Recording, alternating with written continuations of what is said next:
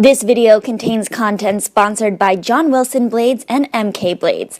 Opinions discussed in this video do not reflect the views of John Wilson or MK.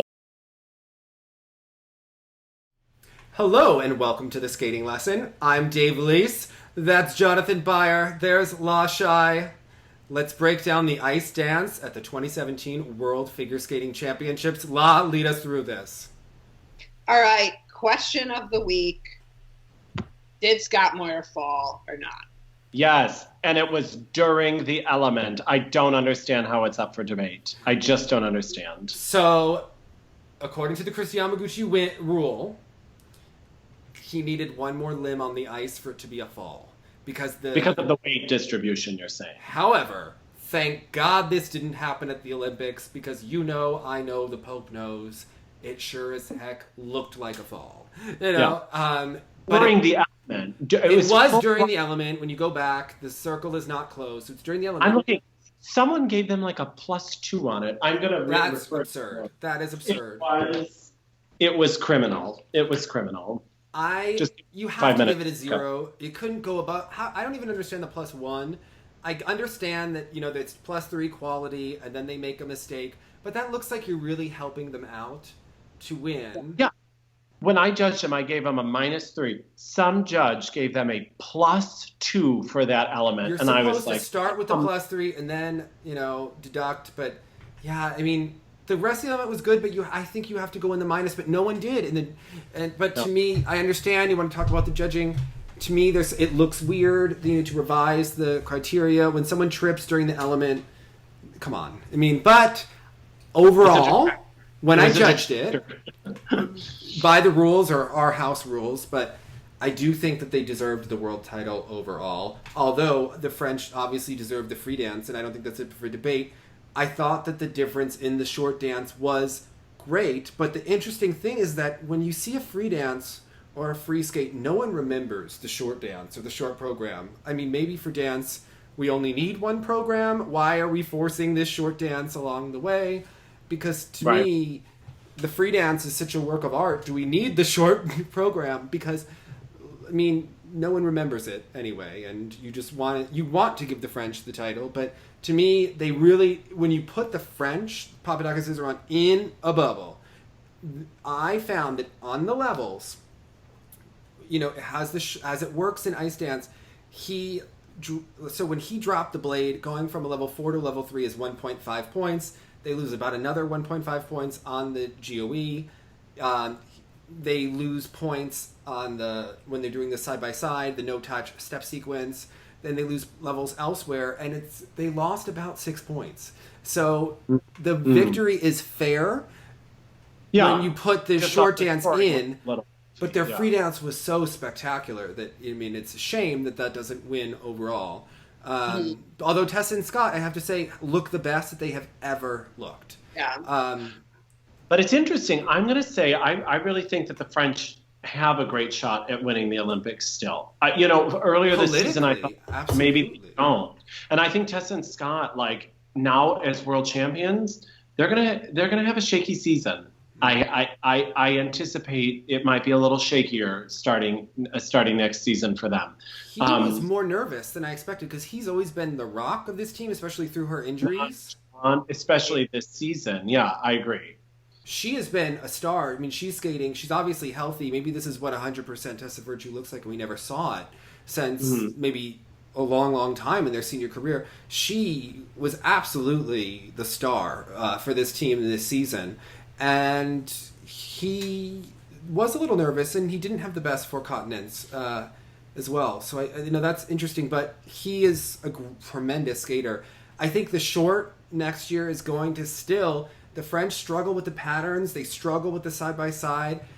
Gabby is not the skater that Guillaume is, but I think as we saw from the interview, and when you see the behind the stage. She is the personality of the team. She's the heart of the team. She's giving the emotion, and he's giving the skating. So they're a perfect match as well. So I think it's going to be interesting because the thing is that the French now become the people's champion. They're now the wronged. Everyone's rooting for them. The judges are going to look to root for them. they have all of the momentum now. In a way, if Virtue and Moyer, you almost wish that they lost, because then people would be like, oh, the big champions are coming back, and isn't that a shame that they lost the world title?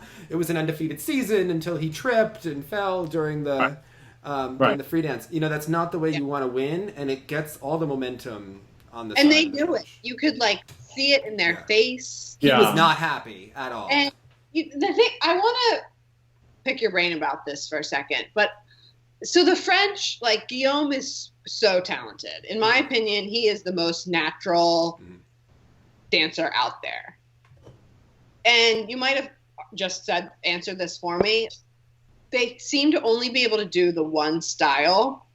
And to see a team that's that good, why can't they do something? Why can't they excel at something other than that, like avant-garde free dance?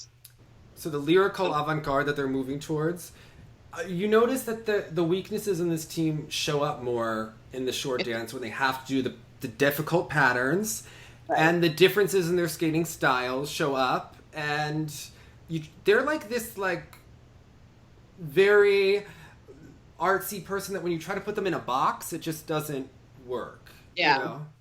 But it's interesting to see someone with that much talent, how much they struggle given another format. He's almost like loosey-goosey, not like loosey-goosey, but like he's so, like, the way he can move his body, that when he has to get rigid, like, can you see them doing the deep Choctaw next year? I think that's where Virtue and Moyer in the rumba are going to really clean the floor with them. You know, like when they have to do that pattern, this is something that Virtue and Moyer have done before.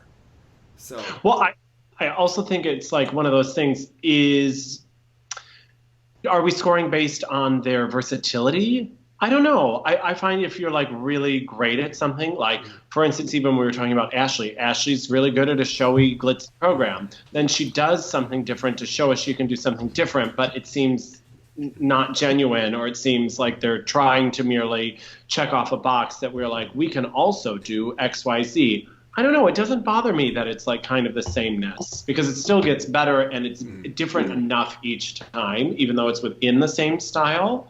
It doesn't bother me, the kind of lack of variety and overall approach. And if that's what they respond to, I'd rather they go with it and it seem organic and genuine versus we're now going to do this totally wackadoodle thing just to show you we can. Yeah. I've responded to those kinds of things. I liked the 2014 program that they did. That was like the sexy one before they did this style too. It just needed more development and more skills that they've gained. So I'm curious what they're going to do next year, but I do worry that people are will push them. Yeah. Yeah. So, Jonathan, in singing, if you have the best, yourself, for example, the best singer in the world. Yes. Let's give you a name. Okay. We can say Renee Fleming or something just for argument's sake. Okay. She's retiring. Yeah, but that was like a misleading article. Well, more on that. Is she the one that did the Super Bowl national anthem? Okay. She hosted the event that I was at recently. Oh, at the Met competition. Okay. So the Schumann brothers called her the Ashley Wagner of opera. Anyway, continue. Okay. That ruins my point, Dave. Oh, what is your point, La? That the best in the world. Sorry, Ashley Wagner. Like, okay, is she the best? Sorry, she's the best opera singer in the world. We're gonna say. Well, one of them. Oh, yeah. okay. Yeah. Is she able to sing another style and be the best? So for instance, like Pavarotti, let's choose like an all-time like amazing voice. He had things he specialized in. You know what I mean? And if he tried to sing some like Mozart aria in German, it's just not as innate as if he was singing a Puccini aria in Italian. And it's, I mean, that's also anatomy and things like that. And there's different systems. Like it's more like comparing like dance and pairs. You know what I mean? When he goes to Josh Groban singing the prayer. Versatility, I mean, it's just like Pavarotti's prayer versus Josh Groban's prayer. Yeah, like how is this even a conversation? Like, my point though is like when you're the best and you're like that much better, you should be able to adapt to other styles. But the fact, I mean, maybe I'm giving him too much credit if he can't be put in this box. Let's move on. Well, no, I think it is about finding a specialty, and like that's even what we say with the complaints about Mariah Bell. She hasn't found it yet. Then once you find it, go with it. You know what I mean? And keep going further and further with it once you find it and you identify with it. Yeah. I feel like we're in year 3 of an 8-year plan for the French. Like, I see them going past these Olympics and becoming better and better. I feel like with, Tessa Virtue does some things. When you see her hold her own body in the rotational lift, in the stationary lift, in the dance spin, there are things that she does better to get them +3s. Than the French even are more of a +2. The overall picture of the French is so wonderful, but when you pick the individual elements, there are things that Tessa and Scott do better. And her positions and the way, when you see Gabby in a lift, it's almost like she's really light and he's just kind of like holding her. Tessa Virtue is like extending from the core and, lifting. There's energy through her limbs, and she's reaching for the heavens in the rotational lift and on the diagonal, and it's they're getting every single point that they can. I think it's legitimately like apples and oranges based on the intent. The French are really riding a wave, and it's organic, and they're truly feeling it and loving it. Where the Canadians are really hitting. Yeah, they're really hitting, and they're really clean until they fall. But again, like this is a lovely debate to be having because they're both great programs. I love both of them. Yeah, exactly. I love both of them better than the 2014 programs too. Like, I don't think that Meryl and Charlie could compete artistically with these two teams. I agree. They have a different style. Yeah. I think in conclusion, my point is that it's almost just a frustration thing to see someone so good struggle in every single format other than the one that they've chosen for their free dance. Yes. Yeah. So, Hubble and Donahue.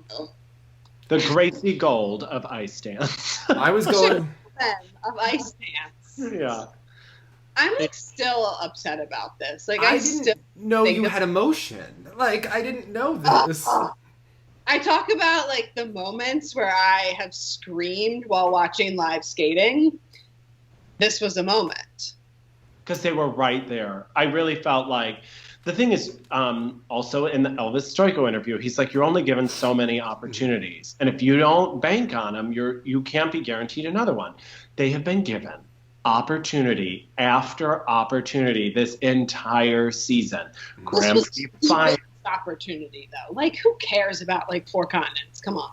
But I think it's just like, oh, my gosh, you've done it again. And it's different people in different programs and different parts. Although, overall, I love them both.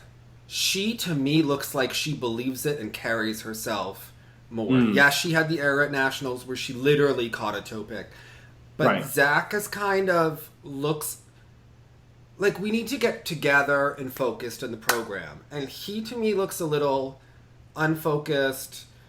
He's always posting with the girlfriend on social media and all of that. And, he seems distracted to you. Seems distracted. And you hear a lot of things in that camp. And, so it just seems like there's a distraction there. And they need to come together. Like, if we're not going to date for 6 months and we're going to take a break so we can focus on skating, they need to come together, maximize what they're good at.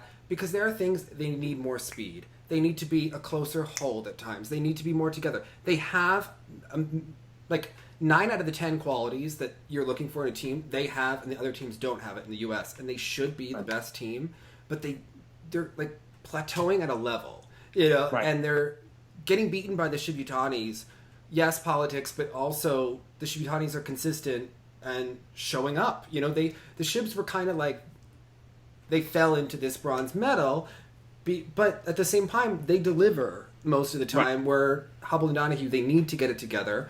But I think that the short dance showed that when they're at their best, and I don't even think that was the best Hubble and Donahue program. I mean, what was that new costume? Didn't it kind of look like I was like, is this like a hip-hop reference I'm missing? I'm just ready for the hip-hop short dances to just be so weird, anyway. It's frustrating. It's frustrating. And now, but what's interesting about that third spot is I think the judges, even though there was some hardcore politicking for the Russians here, I think they're kind of like, yeah, whatever, for third. It's true. They all scored about a 110 in the free dance. To push. So they did an interview on Ice Talk, and so they said going into Four Continents that they really had this breakthrough in their training, and who are we talking about? Hubble and Donahue. Okay. And that they were like really excited for Four Continents, but it just sort of like happened too soon and they weren't able to show it. And I like listened to that and was like, oh, that's just like skater BS. Like, oh, we just want to skate our best. And then when they were third and I thought they were going to do it, I was like, it wasn't their skater BS. Like, they really had, I don't know dance well enough to like pinpoint what the breakthrough was, but it's true. They like something happened and then he had a real fall and then something else happened. Yeah.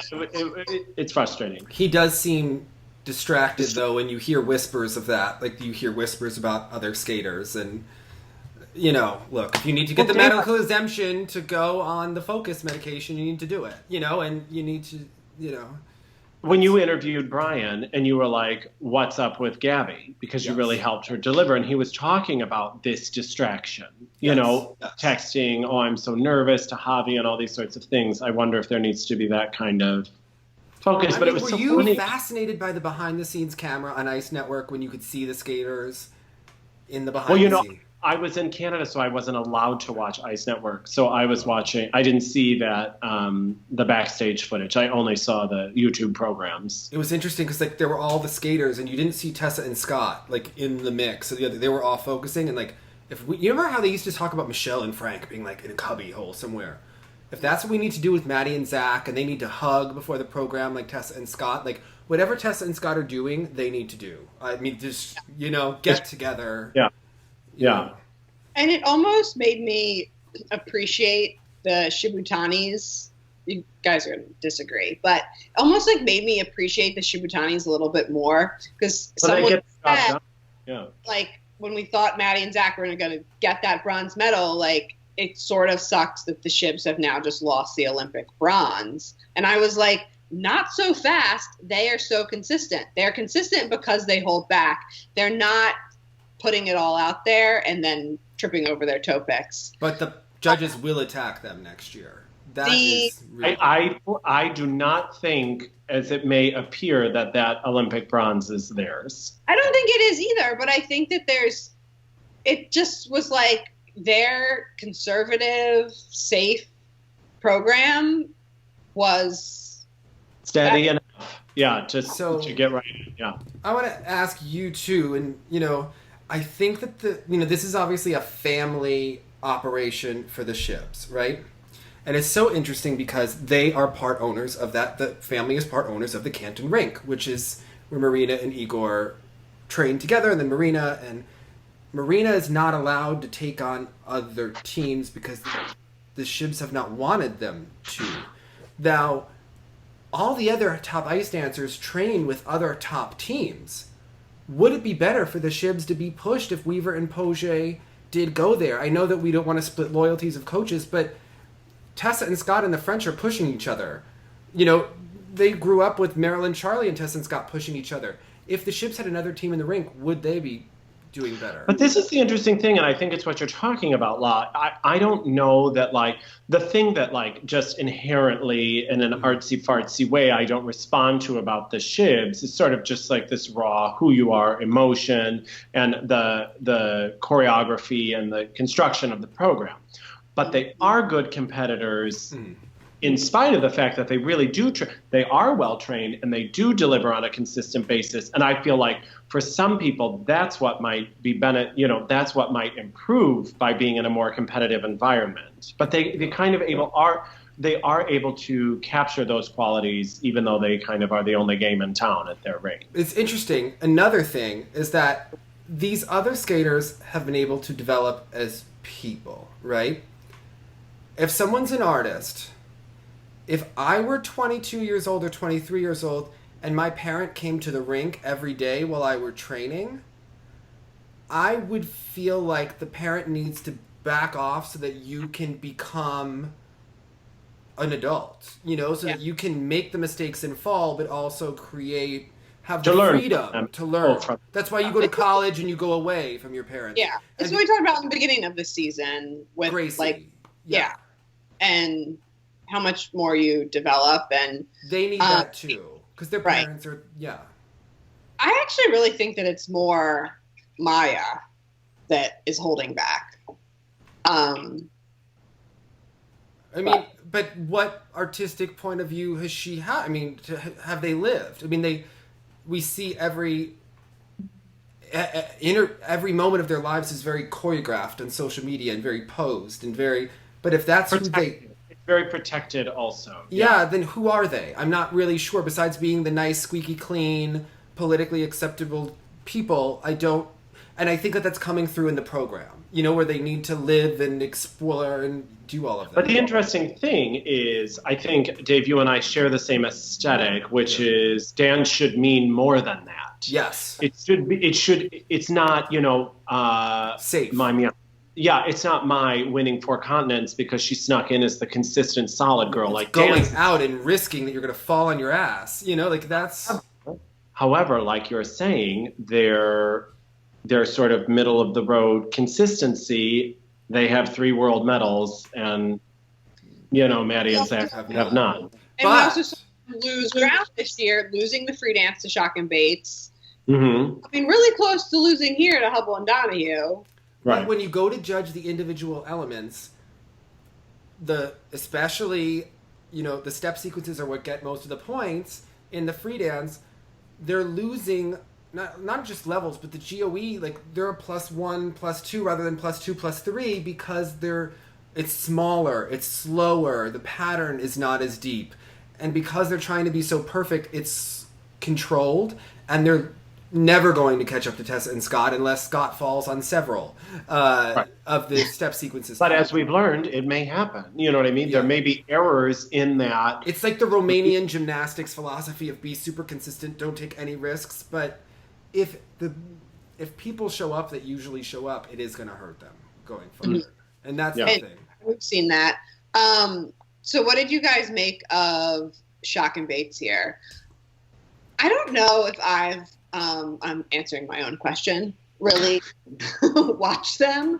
And I listened to you talk about them and how she's so much the weaker skater, but she's the one you look at because she's bringing the sex, and it's almost like when you have the teams where one is weaker and the other's a lot stronger, the weaker one's able to work harder and catch up. And this has seemed, at least here, to have the opposite effect, where I thought he looked really weak.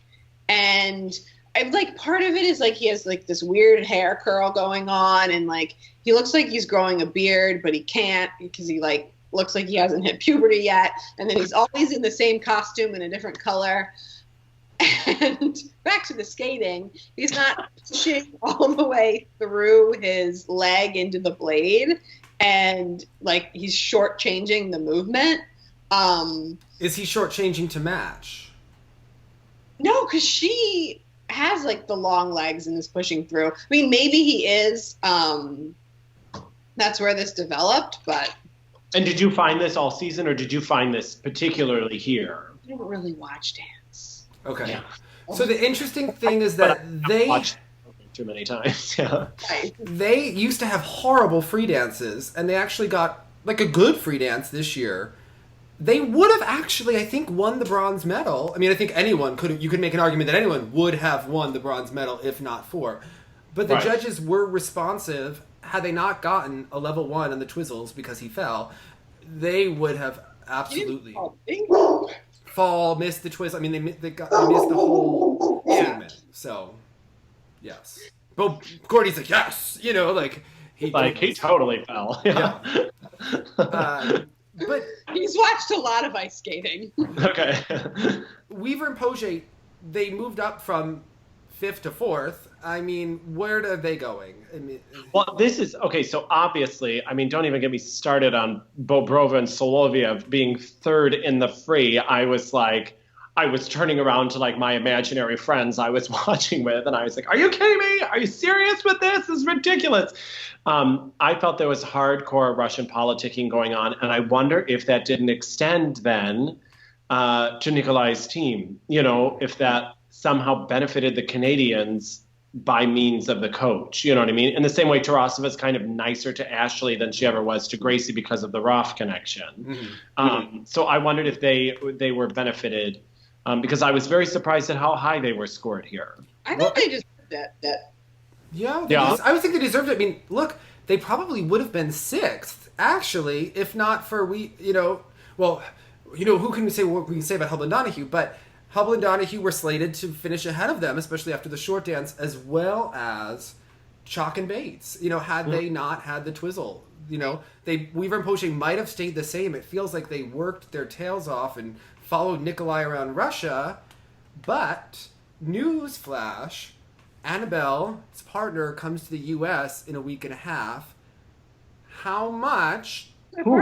I don't know. The Russians don't make the announcement yet, but she has a partner for next year. Even Tarasova talked about her on TV. How much of Nikolai's time is going to go to Weaver and Poche when he has, like, the Valeri Nastia situation going on in the ring? Because we haven't seen that before. You know, he's going to want his daughter to win. And she has all of the charisma and all of the personality that maybe Weaver is missing. Yeah, but they're probably still going to have to be so developmental, especially that first season, right? Absolutely, yeah. But with Weaver and Poche, do they have the technical skill? Do they have the leading team potential? Do they have it? I don't think so. Or, I mean, I think they did. I used to believe much more that they did. I just think this was the wrong choice, but now they have to live with this choice. I don't know what other choice. I've never felt like they... I think that I think that they need to obviously skate faster. They need to have a better hold. They need to be... There's a lot technically that needs to happen. I don't think that they have it. You know what? They're pushing, moving in the right direction, but I always felt like it's been like forcing like a square peg through a round hole with this one to try to get them to be... I'm always much more intrigued by Piper and Paul. Oh, really? Yeah, I think their material's so much fun. I mean, yes, you want to talk about Halloween costume choreography and actual Halloween costumes, but like the tango and stuff, I don't know, something about them is just always a little more interesting. I did like the tango. Yeah. She's scrappy. Like, they want it. They want to move up. Like, they have the drive that other teams don't. But they also experienced a couple Hubble Donahue moments where the door started creaking open, and then instead of walking through it, they fell right in front of it. Yeah. So Russia 5th and 10th.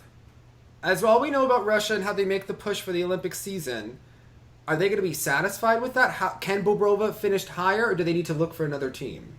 They cannot cheat any more than they did for her here. Bobrova. I'm sorry, like that was ridiculous. They get better each year and things like that, but this was a crazy push.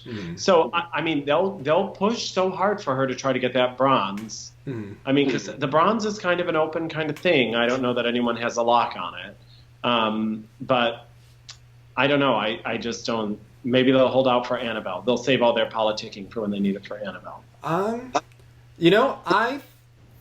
are rumors that they might put people back together and split up teams, and I think that's a shot in the dark and a Band-Aid over a bullet hole as well. But too soon, or not enough time, I would think. But at the same point, I might take that risk because they need another team for the team event if they want to win gold. If they don't want to concede to Canada, they need a dance team that's better than Bobrova. Yeah, so I think Canada's got a lock on that team gold. It's looking like it. It really is. But I think I would take the risk at least and put... I mean, why did they ever let Nikita split up? I mean, that was the foolish decision. It got nowhere. We knew it was going to get nowhere for 3 years. But maybe she needed that emotional break. I mean, who knows? I mean, it was a waste of time for everyone, and it's gotten both teams relics, and, I mean, I think it could be too late, but I would at least take the risk because I don't think that the other teams have it. So, what was your MK moment of the week? La, you were forced to watch dance. What did you think? I mean, you were like, who cares about these Russians? Anyway. I was so into the final group. Like, I've never watched, this like might be my moment, never watched a free dance final group. Oh, like, it's my favorite event of the year, the free dance, the last. Yeah, you're not me. So, we are friends, right? And yeah.